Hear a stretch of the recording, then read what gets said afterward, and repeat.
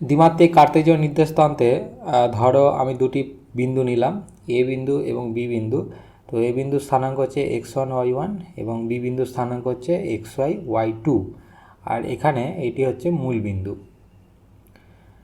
এখন আমরা আগের ভিডিওতে আমরা দেখেছি যে যদি কোনো একটি বিন্দু, ধরো পি বিন্দু, যার স্থানাঙ্ক আমি নিচ্ছি ধরো xp yp, তো এই পি বিন্দুটি যদি এই এ বি রেখাংশকে m:n অনুপাতে অন্তর্বিভক্ত করে, m:n অনুপাতে অন্তর্বিভক্ত করা মানে ধরো এ থেকে পি বিন্দু পর্যন্ত দূরত্ব হচ্ছে m, আর পি থেকে বি বিন্দু পর্যন্ত দূরত্ব হচ্ছে n। তো এ বি রেখাংশকে পি বিন্দু যদি m:n অনুপাতে অন্তর্বিভক্ত করে, তাহলে পি বিন্দুটির যে স্থানাঙ্ক অর্থাৎ xp yp তার একটি ফর্মুলা রয়েছে। তো xp হচ্ছে m x2 plus n x1 by m plus n। তো এই ফর্মুলাটি আমরা আগের ভিডিওতে এটি কিভাবে নির্ণয় করতে হয় সেটি আমরা দেখেছিলাম। এবং yp m y2 n y1 by m plus n। তো আমাদের কাছে যদি x1 y1 এবং x2 y2 জানা থাকে এবং m n যদি জানা থাকে, তাহলে আমরা পি বিন্দুর স্থানাঙ্ক xp yp এই দুটি ফর্মুলা সাহায্যে আমরা কিন্তু নির্ণয় করতে পারবো। তো এই দুটি সমীকরণ তখনই কাজ করে একই সাথে যখন কিনা এই পি বিন্দুটি এই রেখাংশটির ওপর এ বি বিন্দুর মধ্যবর্তী অঞ্চলে থাকে। এমনকি পি বিন্দুটি যদি এ বিন্দুর ওপর হয় বা পি বিন্দুটি যদি বি বিন্দুর ওপরও হয়, তাহলে সেক্ষেত্রেও আমরা এই সমীকরণ থেকে আমরা কিন্তু বসাতে পারবো। তো যদি ধরো পি বিন্দু এ বিন্দুর ওপর গেল, তখন m 0 হয়ে যাবে, তাই না? তো m 0 হয়ে গেলে আমরা যদি এখানে 0 বসাই, এখানে 0 বসাই, তাহলে এটি আমরা তখন পাবো, ধরো এটি হচ্ছে আমাদের 0, এটি 0। তো এখান থেকে আমরা xp পেয়ে যাচ্ছি দেখো x1, এবং এটিও 0, এটিও 0, ওই অবস্থায় আমরা yp পাচ্ছি y1। তো হিসাব মতো দেখো পি বিন্দু এখন এ বিন্দুতে পরিণত হয়ে গেছে, অর্থাৎ এই সমীকরণ থেকে আমরা বলতে পারছি সেই ব্যাপারটিকে। অপরদিকে আমরা যদি দেখি পি বিন্দু বি বিন্দুর ওপর গিয়ে পড়ছে, তার মানে সেই অবস্থায় n 0 হয়ে যাবে। তো nকে যদি 0 বসাই, এখানে যদি 0 বসাই, এখানে 0, এখানে 0, তো xp হয়ে উঠবে দেখো x2 এবং yp হয়ে উঠবে y2। তো এখন পি বিন্দু বি বিন্দুর ওপর গিয়ে পড়েছে, তো এই দুটি সমীকরণ দেখো কাজ করছে। তো এই কারণেই পি বিন্দু যদি m:n অনুপাতে এ বি রেখাংশকে অন্তর্বিভক্ত করে, তাহলে এই দুটি ফর্মুলার সাহায্যে আমরা পি বিন্দুর স্থানাঙ্ক বলে দিতে পারি। তো এই ব্যাপারটি আমরা আগের ভিডিওতে দেখেছি। এখন ধরো এই পি বিন্দুটি এইখানে না হয়ে বাইরের কোনো একটি জায়গায় রয়েছে, মানে সরলরেখাটির ওপরই। তো ধরো এখানে রয়েছে পি বিন্দুটি, এখন এখানে রয়েছে, এবং এই অবস্থায় স্থানাঙ্ক ধরো xp yp। তো এটি যদি ভাষায় প্রকাশ করি যে পি বিন্দু এ বি রেখাংশকে m:n অনুপাতে বহির্বিভক্ত করেছে, এটির মানে কি? এটির মানে হচ্ছে যে এ থেকে পি বিন্দু পর্যন্ত দূরত্ব হচ্ছে m একক। তো m হচ্ছে এ থেকে পি বিন্দু পর্যন্ত দূরত্ব হচ্ছে m একক, এবং n হচ্ছে বি থেকে পি বিন্দু পর্যন্ত দূরত্ব, বি থেকে পি বিন্দু পর্যন্ত দূরত্ব। এনটিকে আমি ওপরে লিখছি। তো এন হচ্ছে বি থেকে পি বিন্দু পর্যন্ত দূরত্ব। তো আবারও বলছি যে আমরা এখন এই ভিডিওতে দেখতে চাইছি যে পি যখন m:n অনুপাতে এ বি রেখাংশকে বহির্বিভক্ত করে, তাহলে সেই অবস্থায় এই পি বিন্দুটির যে স্থানাঙ্ক xp yp তাদের ফর্মুলা কেমন দেখতে হবে। তো এই দুটি ফর্মুলা ছিল যতক্ষণ পর্যন্ত পি বিন্দু এই অংশে ছিল। এখন পি বিন্দু বাইরে চলে গেছে, তাই না? তো সেই ক্ষেত্রে আমরা এক্সপি ওয়াইপি এর ফর্মুলা দেখতে চাই। তো এই কারণে এই ভিডিওটি বানানো। তো প্রথমে আমরা সেই একই কাজই করব যেটি আগে করেছিলাম। তো আমরা প্রথমে বি বিন্দু এবং পি বিন্দু থেকে এক্স অক্ষের ওপর লম্ব অঙ্কন করব। এরপর আমি এ বিন্দু থেকে এই বাহুটির ওপর বা এই রেখাংশটির ওপর আমি একটি লম্ব অঙ্কন করছি এবং বি বিন্দু থেকে এই রেখাংশটির ওপর আরও একটি লম্ব অঙ্কন করছি। এবং এটি করার ফলে দেখো আমাদের কাছে এখন দুটি সমকোণী ত্রিভুজ তৈরি হয়েছে। প্রথমেই নামকরণ করে দিই। তো এই বিন্দুটি ধরো হচ্ছে সি, আর এটি হচ্ছে আমাদের ডি বিন্দু। তো আমাদের কাছে দেখো দুটি সমকোণী ত্রিভুজ তৈরি হয়েছে। একটি হচ্ছে বি পি ডি, এই ছোট সমকোণী ত্রিভুজটি। আরেকটি দেখো একই সাথে সমকোণী ত্রিভুজ তৈরি হয়েছে, সেটি বড় আকারে। তো সেটি হচ্ছে এ পি সি। তো এই দুটি সমকোণী ত্রিভুজ নিয়ে আমাদের কাজ করতে হবে। তো বাকি জিনিসপত্রগুলো আমি মুছে দিই এখান থেকে। তো আমাদের কাছে দেখো দুটি সমকোণী ত্রিভুজ আছে এখন আমাদের কাছে। তো বি থেকে এক্স অ্যাক্সিসের ওপর লম্ব অঙ্কন করার কোনো দরকার ছিল না, শুধুমাত্র পি থেকে এখান পর্যন্ত লম্ব অঙ্কন করাটি যথেষ্ট ছিল। তো এখন আমাদের কাছে দেখো দুটি সমকোণী ত্রিভুজ রয়েছে। তো দুটি সমকোণী ত্রিভুজকে প্রথমে লিখি। একটি হচ্ছে এ পি সি, অর্থাৎ এই বড় সমকোণী ত্রিভুজটি। আরেকটি হচ্ছে বিপিডি, বিপিডি। তো দুটি সমকোণী ত্রিভুজ আমাদের কাছে রয়েছে এখন। এই দুটি সমকোণী ত্রিভুজ একে অপরের সাথে সদৃশকোণী ত্রিভুজ। কেন? তার কারণ হচ্ছে যে বড় ত্রিভুজটির ক্ষেত্রে দেখো এই কোণটি 90 ডিগ্রি, ছোট ত্রিভুজটির ক্ষেত্রে এই কোণটিও 90 ডিগ্রি। এবং এই কোণটি দেখো দুটি ত্রিভুজের মধ্যেই রয়েছে, তো এটিও সমান দুজনের ক্ষেত্রে। এবং এই কোণটিও সমান, অর্থাৎ দুটি ত্রিভুজের তিনটি কোণই একে অপরের সাথে সমান। তো এই কারণে এই দুটি ত্রিভুজকে আমরা সদৃশকোণী ত্রিভুজ বলছি। এখন এ থেকে সি বিন্দু পর্যন্ত দূরত্ব কত হবে? এটি হবে x p minus x one. কারণ এই পর্যন্ত দূরত্ব হচ্ছে এক্স পি, যেটি কিনা আমরা পি বিন্দুর এক্স স্থানাঙ্ক থেকে পাচ্ছি। আর এই বিন্দু পর্যন্ত দূরত্ব হচ্ছে, মানে মূল বিন্দু থেকে এই বিন্দু পর্যন্ত দূরত্ব হচ্ছে এক্স ওয়ান। তো মূল বিন্দু থেকে এই পর্যন্ত দূরত্ব হচ্ছে এক্স ওয়ান, মূল বিন্দু থেকে এই পর্যন্ত দূরত্ব হচ্ছে এক্স পি।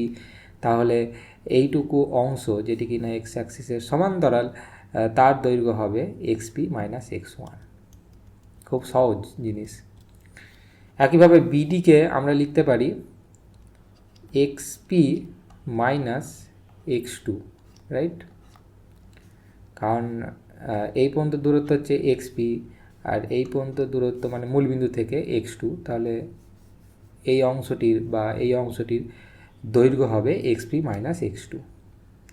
অপরদিকে পিডি, অর্থাৎ এইটুকু অংশটির দৈর্ঘ্য হবে আমাদের কাছে y p minus y two. কেন? তার কারণ হচ্ছে যে এইখান থেকে এই বিন্দু পর্যন্ত দূরত্ব হচ্ছে ওয়াইপি, যেটি কিনা আমরা ওয়াই অক্ষ বরাবর পেয়ে যাচ্ছি এখান থেকে। আবার এইখান থেকে এই বিন্দু পর্যন্ত দূরত্ব, অর্থাৎ এইখান থেকে এই বিন্দু পর্যন্ত দূরত্ব হচ্ছে ওয়াই টু। আবার এইখান থেকে এই বিন্দু পর্যন্ত দূরত্ব, মানে এই বিন্দু কথা বলছি, সেটা হচ্ছে ওয়াই পি, এখানে হচ্ছে ওয়াই টু। তাহলে এখান থেকে এই পর্যন্ত দূরত্ব হবে y p minus y two হবে। খুব সহজ ব্যাপার। এবং একইভাবে আমরা যদি দেখতে চাই পিসি রেখাংশটির দৈর্ঘ্য কত হবে, বা বাহুটির দৈর্ঘ্য হবে y p minus y one, এইখান থেকে এই বিন্দু পর্যন্ত দূরত্ব। তো এটি হচ্ছে আমাদের কাছে পিসি, আর ওয়াইপি হচ্ছে এই ছোট অংশটি পিডি। তো দুটি ত্রিভুজের ক্ষেত্রে সমস্ত বাহুগুলির দৈর্ঘ্য আমাদের কাছে জানা, কারণ আগে থেকেই বড় ত্রিভুজটির অতিভুজের দৈর্ঘ্য আমাদের কাছে এম রয়েছে এবং ছোট ত্রিভুজটির অতিভুজের দৈর্ঘ্য এন আমাদের কাছে রয়েছে। এই কোণটিকে যদি ধরা হয়, ধরো থিটা বলছি, এবং এই কোণটিও থিটা হবে, তো এই থিটা কোণের সাপেক্ষে এই এসি বাহুটি ভূমি হিসাবে কাজ করছে এবং পিসি বাহুটি লম্ব হিসাবে কাজ করছে বড় ত্রিভুজটির ক্ষেত্রে। আর এই কোণটির সাপেক্ষে ছোট ত্রিভুজটিতে এন তো অতিভুজ হিসাবে কাজ করছে এবং বিডি হচ্ছে ভূমি হিসাবে কাজ করছে। তো আমরা এখন বড় ত্রিভুজটির ক্ষেত্রে অর্থাৎ এ পি সি ত্রিভুজটির ক্ষেত্রে আমরা অতিভুজ মানে এম বাই ভূমিকে দেখব। ভূমির দৈর্ঘ্য কত বড় ত্রিভুজটির ক্ষেত্রে? X p minus x one. এবং ছোটো ত্রিভুজটির ক্ষেত্রে আমরা সেই একই অনুপাত যদি দেখি, অর্থাৎ অতিভুজ বাই ভূমি, তো এখানে আমাদের দেখতে পারি n by x p minus x two. তো যেহেতু এই দুটি ত্রিভুজ সাদৃশ্যকোণী ত্রিভুজ, তো এই দুটি অনুপাত একে অপরের সাথে সমান হবে। অপরদিকে আমরা এই বড় সমকোণী ত্রিভুজটির ক্ষেত্রে আমরা যদি অতিভুজ মানে এম বাই লম্ব যদি দেখি, লম্ব এখন পিসি, তো বড় ত্রিভুজটির ক্ষেত্রে m by y p minus y one, এবং ছোটো ত্রিভুজটির ক্ষেত্রেও সেই একই ঘটনা যদি দেখি, অর্থাৎ অতিভুজ বাই লম্ব, অতিভুজ হচ্ছে এখন এন ছোটো ত্রিভুজটির ক্ষেত্রে এন, এবং লম্ব হচ্ছে পিডি মানে y p minus y two, এটি হবে এন, এটি হবে y p minus y two. তো এই দুটি ত্রিভুজ যেহেতু সাদৃশ্যকোণী, তো সেই কারণে এই দুটিও সমান হবে। তো আমাদের জিনিসপত্র এখন রেডি হয়ে গেছে এই ধরনের সূত্র নির্ণয় করার জন্য, যখন কিনা পি বিন্দু m:n অনুপাতে এ বি রেখাংশকে বহির্বিভক্ত করেছে। তো এখান থেকে আমরা লিখতে পারি, দেখো m x p minus m x two, মানে এইটির সাথে এইটিকে আমি গুণ করছি, সমান সমান হবে, আমি যদি এইটির সাথে এইটিকে গুণ করি, তার মানে কি N X p minus N X one, এবং তারপর আমরা লিখতে পারি, দেখো এক্স পিকে অংশগুলিকে এই দিকে নিয়ে আসছি, তো M plus N, M minus N হবে, M minus N X P সমান সমান M x two minus N X one. তো এখান থেকে আমরা এক্স পিকে লিখতে পারছি M x two minus N X one by M minus N. তো আমাদের অর্ধেক কাজ শেষ হলো, অর্থাৎ এক্সপিকে আমরা খুঁজে পেলাম। এক্সপি মানে এই পি বিন্দুর এক্স অক্ষ বরাবর কতটা স্থানাঙ্ক রয়েছে। তো এই এক্সপিকে আমরা নির্ণয় করলাম শুধুমাত্র এক্স টুকে, এক্স ওয়ানকে এবং এম এবং এনকে নিয়ে, অর্থাৎ এই ফর্মুলাতে আমরা এক্সপিকে দেখতে পেলাম।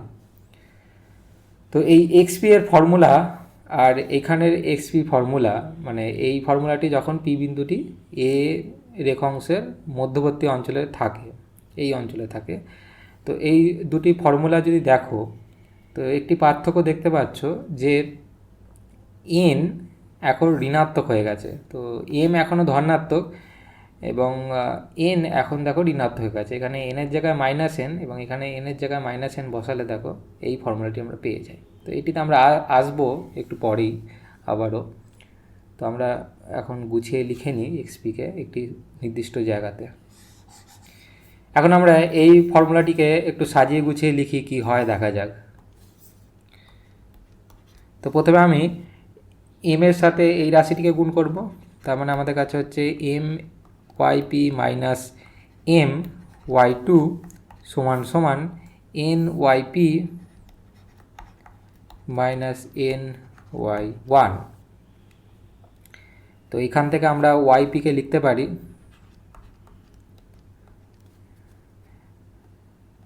M y two minus n y one by M minus N. তো আমি একটি স্টেপ দেখালাম না, তো তুমি সেটি দেখতে পারো। তো ওয়াইপিকে আমরা সরাসরি এখান থেকে আমরা লিখতে পারি এইভাবে। তো আমরা এখন কি পেলাম না ওয়াইপি পেয়ে গেলাম, এবং ওয়াইপি এর ফর্মুলাতে দেখো -n চলে এসছে। তো পি বিন্দুটি যখন বাইরে থাকে m:n অনুপাতে বহির্বিভক্ত করে এবি রেখাংশকে, তো সেই ক্ষেত্রে আমরা ওয়াইপি অর্থাৎ পি বিন্দুর স্থানাঙ্ক ওয়াই অক্ষ বরাবর, তো সেই স্থানাঙ্কে দেখো এই ফর্মুলাটি আমরা পাচ্ছি, যেটি কিনা এর থেকে ভিন্ন।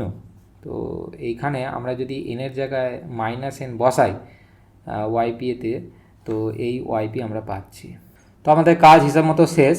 তো বিষয়টিকে আরও একবার সংক্ষেপে বলে দিই যে যখন এই পি বিন্দুটি এবি রেখাংশের ওপর মধ্যবর্তী কোনো অঞ্চলে থাকে, এমনকি যদি সে এ বিন্দু বি বিন্দুতেও যদি থাকে, তাহলে সেক্ষেত্রে আমরা পি বিন্দুর স্থানাঙ্ক অর্থাৎ এক্সপি ওয়াইপি, মানে এইখানে ধরো কোনো একটি জায়গায় পি বিন্দুটি রয়েছে, তো তার স্থানাঙ্ক এক্সপি ওয়াইপি আমরা এই ফর্মুলা থেকে আমরা নির্ণয় করতে পারি, যেটি কিনা আগের ভিডিওতে আমরা আলোচনা করেছি। আর এই ভিডিওতে আমরা দেখলাম যে এই পি বিন্দু যদি m:n অনুপাতে এই এবি রেখাংশকে বহির্বিভক্ত করে, তাহলে সেই পি বিন্দুর যে স্থানাঙ্ক অর্থাৎ এক্সপি ওয়াইপি, সেই এক্সপি ওয়াইপি এর ফর্মুলা এখন আমাদের কাছে এইটি উঠে আসে, যেটি কিনা এর থেকে ভিন্ন। এবং এইটিও আমরা লক্ষ্য করেছি যে যদি এনের জায়গায় এনের জায়গায় -n বসাই, তাহলে আমরা এই ফর্মুলাটি পেয়ে যাই। অর্থাৎ এইখান থেকে এইখানে আসার সহজ উপায় হচ্ছে এনের জায়গায় যদি আমরা -n বসিয়ে দিই। তো এই ফর্মুলা দুটি থেকে আমরা একটি বিশেষ ক্ষেত্র দেখতে পারি যখন n = 0 হবে। তো সেক্ষেত্রে আমাদের কি ঘটনা ঘটছে না, n যদি 0 হয় তার মানে আমাদের m কতটা হবে, মানে সেই অবস্থায় পি বিন্দু তো এই বি বিন্দুর ওপর এসে পড়বে, তাই না? যদি n যদি 0 হয়, এবং m তখন হয়ে যাবে এবি রেখাংশটির দৈর্ঘ্যের সাথে সমান, তাই না? যখন পি বিন্দু বি বিন্দুর ওপর এসে পড়বে, তো সেটি হিসাব মতো আমাদের বোঝায় এখানে n = 0 সেই ঘটনাটি। এবং ওই অবস্থায় আমাদের এই পুরো রাশিটি হয়ে উঠবে 0, এবং এটিও 0, এটিও 0, এটিও 0। তো এখান থেকে দেখতে পারি এক্সপি হয়ে উঠছে x2 এবং ওয়াইপি হয়ে উঠছে y2। তার মানে এখন পি বিন্দুটি এই বি বিন্দুর ওপর এসে পড়েছে, এবং সেখানে আমাদের n 0 হয়ে যাচ্ছে, এবং এই সমীকরণটিও সেই একই ঘটনার কথাই বলছে। তো এখন আমরা একটি গুরুত্বপূর্ণ বিষয় নিয়ে আলোচনা করব যে আমরা এনের জায়গায় যদি -n বসাই, দেখো এই দুটি সমীকরণ তৈরি হয়েছিল এই অংশে কাজ করার জন্য, আর এই দুটি সমীকরণ দেখতে পাচ্ছ এইটি এই দিকের অঞ্চলে বাইরের অঞ্চলে কাজ করছে, তাই না? তো এখন আমরা দেখতে পাচ্ছি যে এই সমীকরণে যদি এনের জায়গায় -n বসিয়ে দিই, তাহলে আমরা এই ফর্মুলাটি পেয়ে যাচ্ছি। তো এটি কেন হচ্ছে?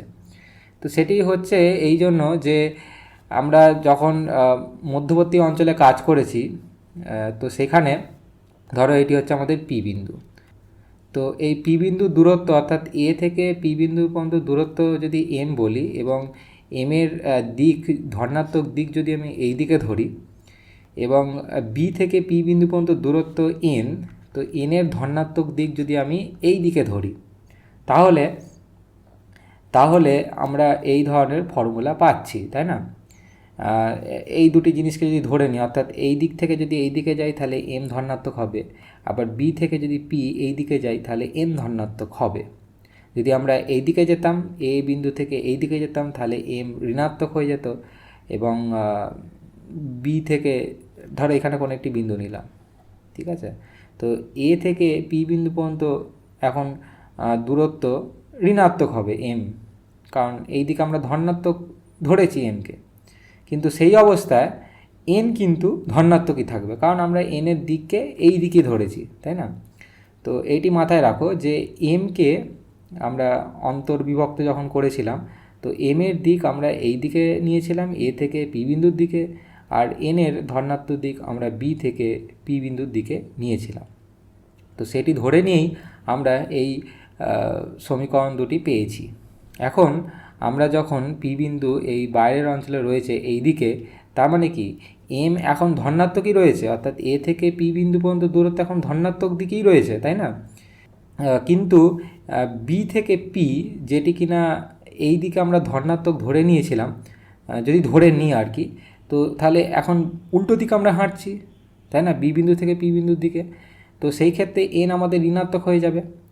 তো এইখান থেকে যে ফর্মুলার উৎপত্তি অর্থাৎ এক্সপি ওয়াইপি, সেই জায়গায় আমি যদি এনের জায়গায় -n লিখে দিই তাহলে আমাদের এই ফর্মুলা পাওয়ার কথা। তো সেই কারণেই আমরা এটি পাচ্ছি।